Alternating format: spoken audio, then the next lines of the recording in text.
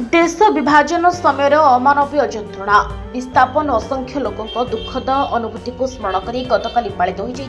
विभाजन विभीषिका स्मृति दिवस 1947 मसीहार देश विभाजन भारतीय इतिहास एक दुखद अध्याय बेले से समय जीवन हराई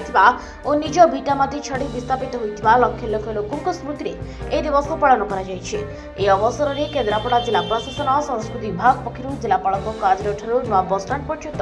कैंडल शोभा अनुष्ठित हो शोभायात्रा माध्यम विभाजन वेदनादायक स्मृति को मन पकाइवा सह देशर एकता भाईचारा और सामाजिक संस्कृतिर वार्ता प्रदान कर विभाजन जंत्रणा आमको अतीतर शिक्षा नहीं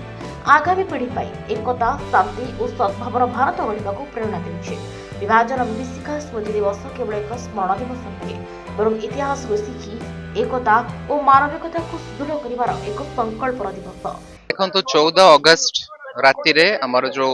देश स्वाधीन होता एवं भारत एवं पाकिस्तान जो विभाजन होता से उपलक्षे सरकार संस्कृति विभाग तरफ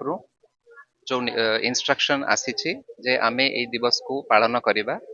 तो आमर कलेक्टरेट रो समस्त अधिकारी वृंद आमे गोटे कैंडल लाइट मार्च नौचु ए कलेक्टरेट रु आरंभ करिकी हमर नुआ बस स्टैंड पर्यंत ए मार्च टी रहिबो। एटा गोटे साइलेंट मार्च रहिबो एवं आमर जो विभाजन दिवस को एटा मार्क करबा पे एवं देशर जो स्वाधीनता 15 तारिख दिन हेतिला से उपलक्षे ए मार्च टी करा जाउछ। केन्द्रापड़ा अनित दास रिपोर्ट हिराचल।